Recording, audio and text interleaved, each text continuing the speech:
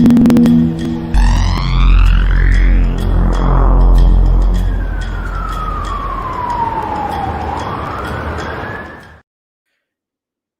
morning, Staten Island, and especially to all of our Staten Island Economic Development Corporation members who are tuning in this morning on this lovely Thursday, June 4th. Always have to check what day it is. Feels like March 78th, 2020. I feel like we're 26 months into quarantine. Congratulations for everyone who's made it thus far. Got a nice, bright, sunshiny morning outside.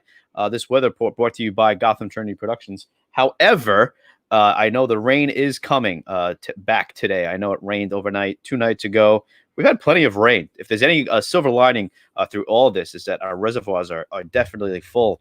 I'm going to give my friend Mike Bloomfield a call from Techie Geek. He'll tell us the reservoir levels exactly because he has that information in his back pocket pretty much on a daily basis. At any rate, hello, everyone. My name is Todd Bavona. I am the digital media ambassador for the SIEDC. Unfortunately, Jacqueline Teixeira will not be able to join us this morning. She is on a very important phone call with SIEDC staff and getting some very important information. So you're stuck with me. I apologize. However, we do want to provide you with relevant news and information when it comes to the SIEDC and, of course, the small business community on Staten Island. A reminder to always head over to siedc.org, which is always proven to be a reliable source of information for you. Some news and notes, as you can see, looks like the SIEDC is hiring a first vice president. If I could direct your attention to this is something big that they've been doing for quite a few weeks now. The Reopening, Rebuilding, and Resiliency Program of utmost importance for the entire business community. We suggest you go log on to the SIEDC.org in order to download this to understand what this means for you and your business and sharing your needs as a business during this time and reopening, of course. More information, of course, related to coronavirus. You could check that out there. The surveys, and I got to emphasize these surveys a little bit. I think these surveys have been vital in order for this information to be disseminated to the right people, namely President and CEO Siedc, who sits on Mayor de Blasio's, one of the Mayor de Blasio's committees or boards, a part of the reopening process for the entire city and what that means for everyone. So my point is, fill out these surveys, express what you are concerned with, express what it is that you think you're going to need and what these needs are so that they're directed to the right people, especially the mayor. Moving on. Pledge for the Future of Staten Island. When it comes to the projects that the SIEDC proudly supports. The strategy for 2020. Another great read. Again, great literature here. And of course, you can check out the property of the month, whatever that may be. Oh, and there's Cesar Claro, aka Quentin Tarantino. Always good to see his face. I know the cabinet members had a meeting yesterday because the Gotham Trinity Productions is a cabinet member. Great to see plenty of familiar faces. Heck, a couple of ones we haven't seen in a very long time. Last time we all got together as the SIEDC was in January for the all-member meeting at Angelina's in Tottenville on Ellis Street, which, again, amazing to think that it's been that long since the whole collective was able to get together, share relevant news and information, and a forecast to 2020. Much different now with regards to events. A reminder that some events have been postponed, not canceled, postponed to the fall. Again, siedc.org is your source for that. I know for a fact the business conference is taking the spot of, I believe, the originally scheduled health and wellness fair in October. Bobby Anderson, if you are on, I would love for you to give me the exact date of what that is. At this point, I should know the answer to that question, but I actually do not. However, this has been a great forum. Again, every Tuesday and Thursday morning at 9:30. We've been meeting new members of the SIEDC. We've been meeting old members of the SIEDC. This has affected everyone and anyone. No one is immune to this pandemic, to this quarantine for the past 3 months. And at this point, I think we're all going a little bit of stir crazy. And this has been a great outlet, great forum for people to chat about their business and how they feel they are going to be able to get through this. Speaking of, I've gone on way long enough. I didn't realize how late it was already. It's 9:42. Our guest today is Joe Cucurulo. He is from the Resource Room, and he's going to dive deep into what the Resource Room is all about today. Joe, good morning. Good morning, Todd. How are you? Doing all right, man. So, yeah, like I said, let's dive into the Resource Room. First, let's dive into the beautiful backdrop you have behind you. You got the fish tank going on. You got a barrel of, I don't know, whiskey brewing up all over there. A beautiful wooden door. What am I looking at behind you? This would be the man cave. This would be the man cave, which is now Resource Room's home office. Which is a great segue into telling us about the Resource Room a little bit, and then how you guys transitioned from your normal state of operations to what you guys have adjusted to and your fish tank office there. Go ahead. Right.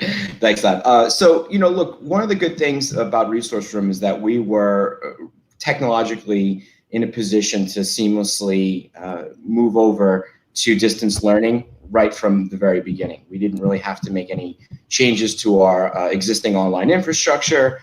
So it was a really relatively seamless transition. However, obviously working from home does present its challenges, which I'm sure a lot of business owners and working professionals have started to figure out over the last few months. All right. And then when it comes to what you guys are going to be doing in the future, is this changing your business model? Do you have to pivot? Are you going to have to make any behind the scenes changes, technological changes, or are you set to go here? Well, I think there's definitely changes coming. I think it's not just for me, but for a lot of businesses as well. I mean, one of the things is that I think we're going to be seeing a much more of a blended movement towards in-person services and online services. We've been using Zoom like so many other people. We found it to be very effective. Students have done very well with it, but also everyone who I've spoken to outside of the education community, anytime we're doing any kind of business, interactions, everyone right now is currently using Zoom. So I have to say that has been definitely the platform that I think has made all of this a lot more possible over the last few months, as quickly as people were able to get up and running and adapt. As far as Resource Room's future goes, I think that, like all businesses, there is going to be much more of a merging of sort of work from home, see you over Zoom, and then also in-person services. When that balance starts to come into focus, or how heavy that balance weighs virtual versus in person, I think those are all things that are yet to be determined based on how things proceed. And I think that's what we are waiting for, and I think that's what a lot of businesses in my position are waiting for too. It's sort of a really big hurry up and wait situation at this point. Right. A lot of directives need to come down, local government, city level, state level, and all that. What is your role? Again, I'm sorry. What is your role at the Resource Room? Yeah, they just hired me about 10 minutes ago, so I'm trying to figure this. No, I'm the owner. I started the business 5 years ago with my wife, and we were both New York City public school teachers, and we began Resource Room sort of as an extra income type of business, and then it continued to grow and expand. Right before COVID hit, we were just about to open up our third location in Bricktown Commons. So we had expanded, relatively, well in the last 5 years, and things were on a trajectory to continue in that direction. I do believe that we will come out of this very strong. I just think that there's going to be some changes, and I think there's a lot of businesses that are trying to look right now and see what those changes might be. But we did, over the years, as we built the business, continue to create a lot of business-to-business partnerships. We created partnerships with Wagner College, where we did some teaching with them, and they did some programs over at our location. We had worked with organizations like Board and Brush, and we've created a number of partnerships that I think during this time particularly have been really, really beneficial to us, and it's definitely something that we're going to continue to do in the future. So you said that you were looking to expand into the Bricktown Commons. So am I to understand that that's not happening, or is that on hold? Well, no, that site was literally just about to open its doors right before this hit. So we were not even able to at this point, obviously because of everything. But we're absolutely looking forward to opening the location when we're able to. But we were just about there to start letting students in. Right. Probably a few days right before this actually all started. Wow. That's great. Yeah. That's crazy. Wow. So the anticipation in getting that open and all of a sudden, like we tell everyone on this program, Joe, the faucet just stopped. It just, Yeah. it just cut off. So, well, best of luck to you in that endeavor, of course. And Thank you. expanding is a good thing. So now when it comes to this online learning and whatnot, you said you were using Zoom, right? Yes.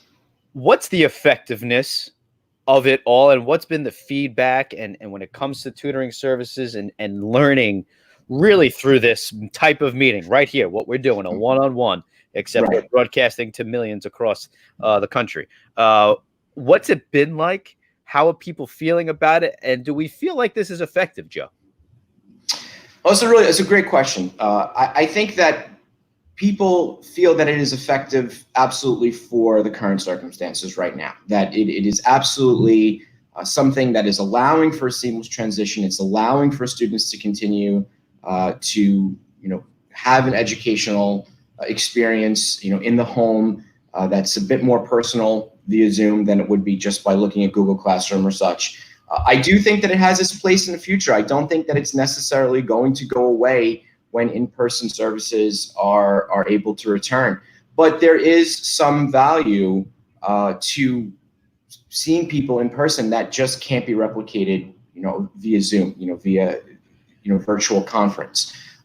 Working together in person, there's certain intangibles, there's certain feelings and emotions and things that are visible, and you can really get a better feel sometimes for where a student is and maybe press them a little bit more on what you need to know in order to help them better. That comes from that interpersonal interaction, especially when they feel that no one's around them. They're maybe going to be a little bit more willing to tell you what their strengths are, what their weaknesses are, maybe what they did and what they didn't do, what they were supposed to do and what they know they didn't do.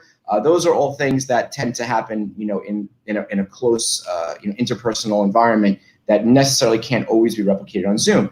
However, as far as delivering content goes and delivering instruction, there's really no issues in using Zoom or any type of video format for delivering instruction. I just do think that, really a blended approach moving forward is going to be something that I think people are going to want. There's certainly added conveniences that come with something like Zoom, right? We used to joke when we were opening our third location in Bricktown that we were saying, resource room with 3 locations serving Staten Island, ...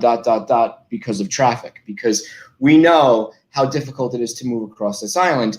And one of the reasons why 3 locations was appealing to people was if you wanted to come to us and you lived on the South Shore, driving all the way over to the North Shore could be really, really difficult, especially during those times when people come to see us 5, 6 o'clock p.m.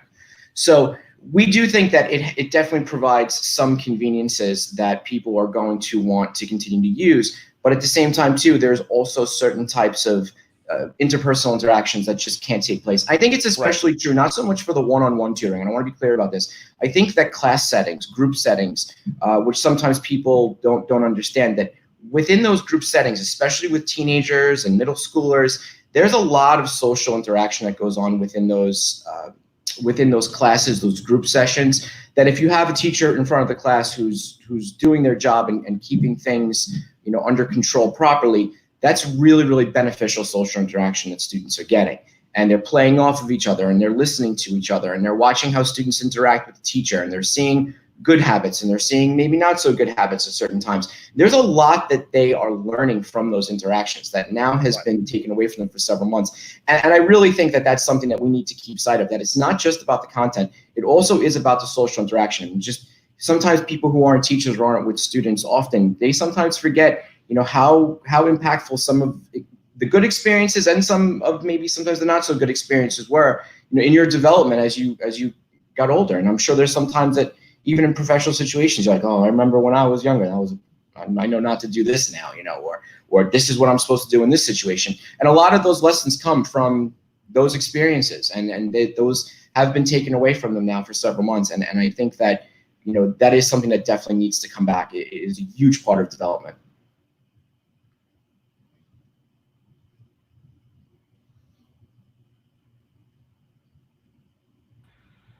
Okay, so Todd froze. So that's some great stuff. That's some that's some really great stuff. So he's back in. So we'll continue. Stand by.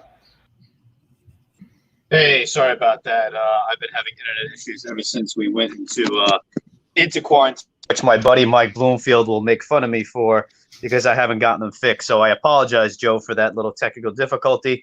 At any rate, I was paying attention. I did hear you. That was a great explanation of what the state of working online is. And my follow-up to that was your emphasis on the social interaction that you cannot duplicate in the digital setting, and that's vital. And I find that to be very true for the development of kids, especially in this day and age, is the reliance on the phone and the tablet and the computer, and being able to get out of that and talk to people. So my follow-up is, what's your best advice or best practices for people on the other side of that, the parents specifically?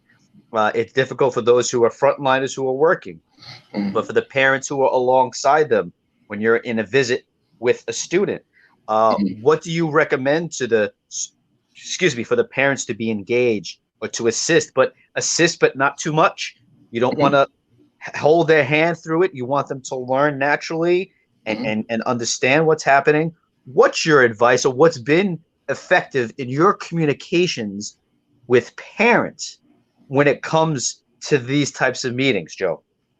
Well, it's a great question. I think, one thing we have to definitely do, I think, at this point is to stop trying to paint everything with a broad brush. Everyone is in very, very different situations. So with the number of clients that I talk to, people are coming to us for a number of different reasons. To be honest, there's some people that really need us to walk the students through the homework step by step because they're working professionals themselves. They're trying to manage the home office environment, and they simply just can't be teaching and mom and professional all day long. It's not possible.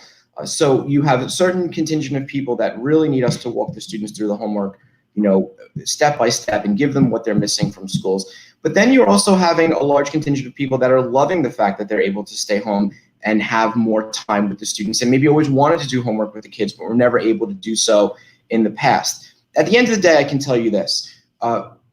It's a team effort. Right? It's a team effort between the teachers, between any type of outside educational professionals like us that you might bring in, the parents at home. It's absolutely a group effort, right? It goes back to the old adage, right? It takes a village, right?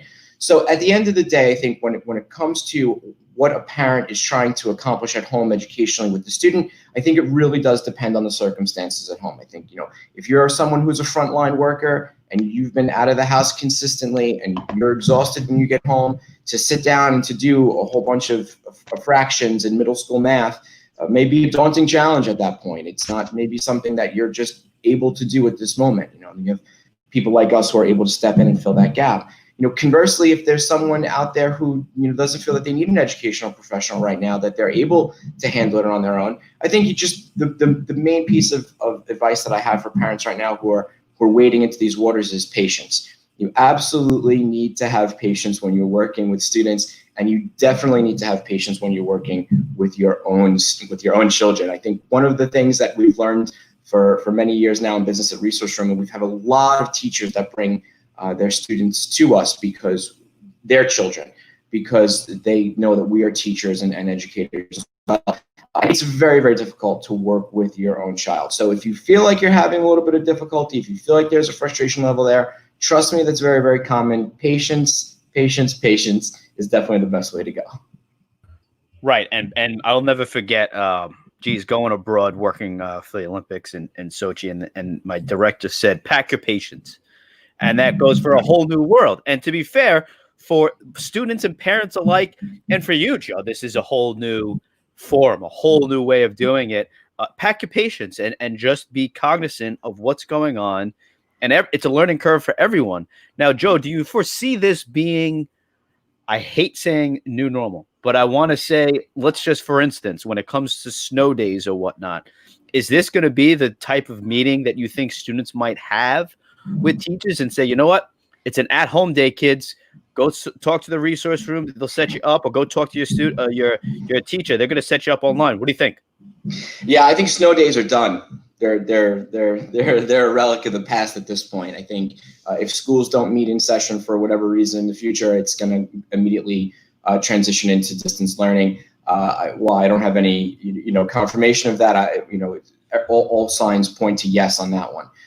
I do believe, though, that as time goes on, I think that you will see more and more virtual learning, whether it be through videos that are posted through Google Classroom or whether it be through Zoom interaction.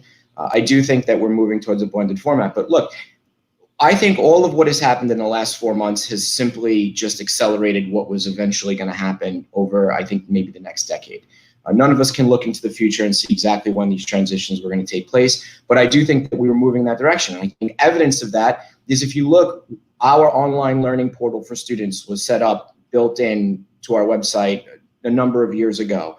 Online scheduling, online payment processing, all of those things were built into our platform prior to COVID. So we had a sense that things were eventually going to be moving into that direction. I just didn't think we didn't think it was going to be as quickly as it's happened. But I think all that's happened now is a lot of this has just been accelerated. I think we were eventually going in this direction anyway, but I think now it's here, and I don't want to say new normal either. I like the word blended. The word blended is the one that I've chosen to stick with.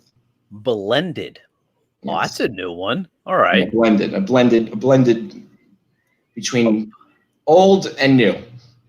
All right. So I like what you said in regards to, listen, we were already thinking about this. We already had the plans in place. Yeah. And for a lot of businesses, that's the thing.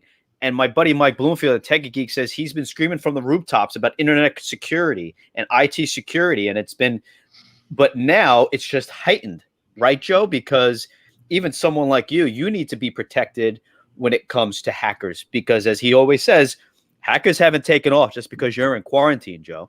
Right. Hackers don't feel bad now that every one of their students has to go home and operate online. If anything, this is more of a field day because if we are more susceptible to them, right? So I guess there are concerns. Would you agree, Joe, with regards to things like that? And that's what happened with Zoom when we first started with Zoom, right, Joe? Mm-hmm. Correct. Security issues. So, but I think that's been quieted down at this point, right, Joe? It has. Zoom has done a number of things to make sure that they were able to rectify some of the problems that were existing in the future. I'm not a technical person. I'm sure there's a lot of guests you could have on that could certainly answer those questions a lot better than myself. But I can say from personal experience, from someone who uses Zoom probably about 10 times a day for the last 2 months, we have not had any incidents of Zoom bombing, as it was called in the beginning. We have not had any incidents of anyone interrupting or getting into our sessions.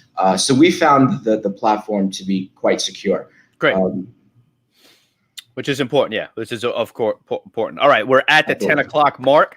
That'll do it for the show. But actually, before we go, Joe, just want to end on a positive note. I've been noticing, just want to end on a positive note.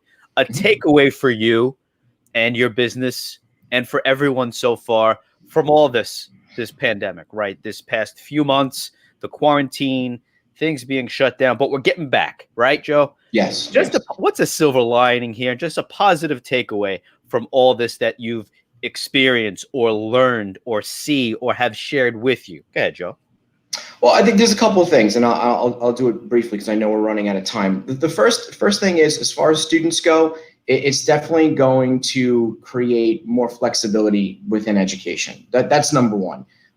We don't want to eliminate interpersonal interaction. We want kids to go back to school. We want kids to be around each other, but it definitely is going to add a layer of convenience that didn't quite exist before.